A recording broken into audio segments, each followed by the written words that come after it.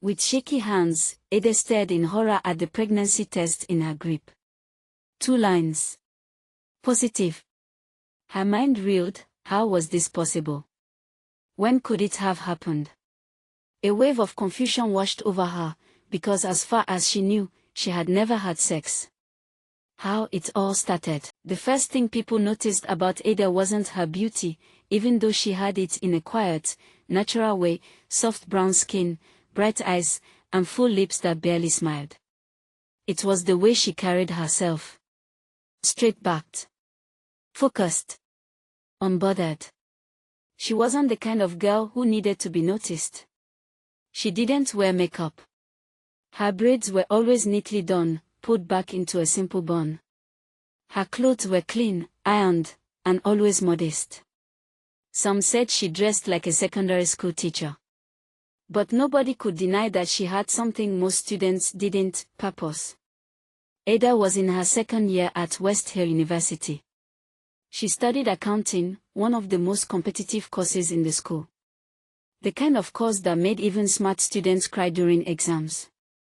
But Ada didn't just study it, she was topping the class. She was on a full scholarship, funded by a private foundation for indigent students. That scholarship paid her fees, gave her a monthly stipend, and even covered accommodation. All she had to do was keep her grades up and stay out of trouble. She was doing that, and more. While others skipped lectures or came late, Ada sat in the front row with her jotter open before the lecturer entered. She was always among the first to submit her assignments. Her scripts were neat, her calculations exact. Some lecturers praised her openly. "If you were all like Ada," one said in class, "I'd actually enjoy teaching." But in university, being the best wasn't always a good thing. While some respected her, others watched her with irritation. Especially the girls who wanted to shine without doing the hard work. Among those girls were Toke and Busy. They weren't dumb, not exactly. But they weren't serious either. They were the kind of students who preferred shortcuts. Busy had rich parents, the kind who paid people to write her term papers. Toke.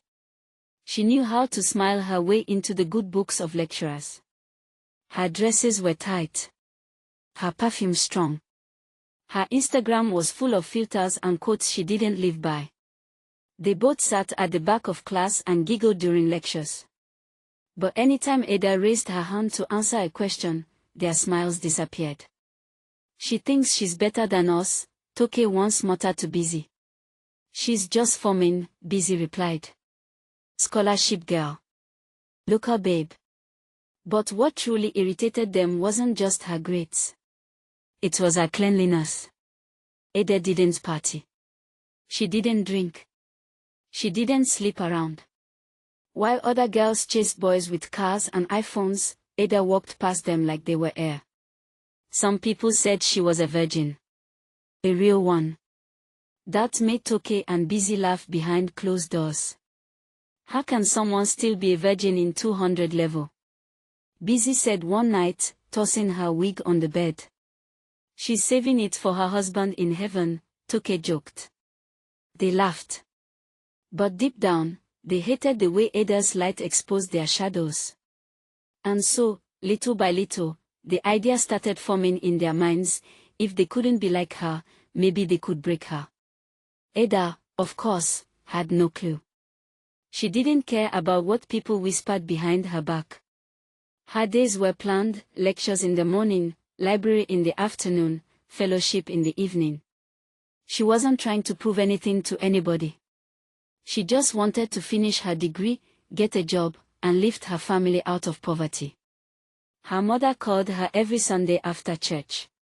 "Ada how's school?" her mother would ask. "Fine, Mama. I'm reading well." "Any problem?" "No, Mama. Just normal stress. Remember what I told you?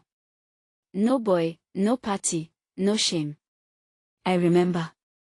Her mother wasn't harsh, just protective. After losing her husband, she had poured everything into Ada. Sold her wrappers. Took loans. ate Gary so her children could eat rice. And Ada knew it. That's why she couldn't afford to fail. Every day, she saw students wasting the chances she was begging God for. She didn't judge them. But she stayed away. She wasn't like them, and that was okay. But the thing about light is, it doesn't just shine, it exposes. And sometimes, that exposure makes people angry. Very angry. Toke and Busy weren't just classmates. They were roommates too. They lived in an off-campus apartment sponsored by Busy's father, a sleek two-bedroom flat with shiny tiles, flat-screen TV, and a kitchen they barely used. Ada didn't live with them, but she often came around to collect lecture notes or group assignments. She was always polite, never stayed long. That politeness annoyed them more than rudeness ever could. One evening, while the generator hummed outside and the smell of jollof rice filled the air, Busy sat on the couch scrolling through Instagram. "Look," she said, holding out her phone to Toke. "Ada again." The picture was simple, Ada smiling in front of the library, holding a book, no makeup. The caption read, "Success doesn't need noise." Toke hissed. "Can this girl rest? She thinks she's motivational speaker now," Busy muttered. "Wait, look at the comments. All these boys hyping her like she's the only decent girl in school." Toke raised an eyebrow. That's the problem. She's not just book smart. She's beginning to get attention. And acting like she doesn't want it," Busy added. "But she's enjoying it, I swear. All that fake humility." Then, silence settled between them for a few seconds. And that's when Toke said it. "Let's humble her." Busy looked up. "How?" "Let's show people she's not better than us." Busy's eyes narrowed. She didn't ask questions. She was the kind of girl who only needed a direction, not a reason. "You mean?" "Yeah. She wants to act like a saint," Toke said, standing up. "Let's give her a little stain." They both sat down that night and started planning. It started small, telling people that Ada wasn't as innocent as she looked. Whispering lies that she was secretly dating a lecturer. That her scholarship was a cover-up. That she had Ron's girl energy hidden beneath all that churchy talk. But the whispers didn't work. Ada's image stayed clean. Her focus stayed firm. Boys still admired her from afar, lecturers still praised her work, and girls still envied her discipline. That's when they decided words weren't enough. They needed something bigger. Something final. A force she could never recover from. The trap started with an invitation. Toke waited until a group meeting ended and pulled Ada aside. "Babe, we're having a small hangout Friday night. Just us girls. You should come." Ada raised her eyebrow. "Hangout where?" "Our place. Just chill and laugh. Nothing serious. I noticed you've been looking tired lately. You need to relax more." Eddie gave a small smile. "Thank you. But I have fellowship that evening." "After fellowship then," Toke said quickly. "Just stop by. Even if it's 1 hour. Please." Something about it felt odd to Ada, but she didn't want to be rude. "I'll think about it," she said. By Thursday evening, they had everything ready. Drinks. Check. Music. Check. Plan. Wickedly clear. The final piece of the puzzle was the guy, a smooth-talking campus boy named Lucky. He wasn't a student anymore, but he hung around campus, always looking for easy girls and free food. Busy had a history with him. She knew how to get him to do things. "This one will be sweet," she told him. "You don't even need to try hard. We'll handle everything." Lucky laughed. "Normie be the plug. Just make sure Ona deliver the babe well. They promise money. Drinks. And a night with a girl who wouldn't remember a thing." He agreed. Friday came. Ada almost didn't go. She had second thoughts. Her fellowship ran late. Her phone battery was low. Her spirit felt uneasy. But then she remembered how Toke had smiled when she invited her, genuinely, for once. And she didn't want to seem proud. So she went. She wore her simplest gown, navy blue, with sleeves. She didn't wear earrings. Just lip balm. When she knocked at their door, Busy opened it with a fake laugh. Adore. You made it. Toke hugged her. We thought you'd change your mind. Inside, the room was cozy. Music playing soft. 3 wine bottles open. A few snacks on the table. No other guest. Just the 3 of them. Ada blinked. Where are the others? Toke smiled. We told you it's just girls. It's chill vibes. Come and sit. They gave her a glass of fruit wine, she refused. Then another one, she took a sip. Then a cocktail, just a little. Then another. She didn't know when her eyes got heavy. Or when she laughed too much. Or when she leaned back on the couch and closed her eyes for just a second. Lucky came in through the back. He had a stupid grin on his face. You sure she's asleep? Go and find out, Toke said flatly. He walked over, touched her neck. Ada didn't move. What if she wakes up, he asked. She won't, Busy said. Just do what you came for. The rest, they didn't watch. They left the room, turned the music up slightly, and pretended nothing was happening. It was over in minutes. Lucky came out, buckling his belt, wiping sweat off his face with a tissue. She's stiff, sure, he said, laughing. Now what? Take your money and go, Toke said coldly. He left. And just like that, they ruined the girl's life. Or so they thought. Ada woke up the next morning with the taste of metal in her mouth. Her stomach was tight. Her thighs ached. Her head pounded. She didn't know where she was. The room was dim. Old. Smelled like dust. She sat up slowly. Her gown was on her body. Nothing looked out of place. But she felt out of place. Her underwear was slightly twisted. Her bra clip was open. She stared at herself. She couldn't remember anything past taking the drink. Her heart beat faster. She stood up, knees weak, hands shaking. She stepped out, and realized she was just behind Busy and Toke's house. The back room. She knocked on the front door. Toke opened with a toothbrush in her mouth. Ada. You're awake. What happened? You fell asleep. We left you in the guest room. You were so tired. Ada frowned. But I don't.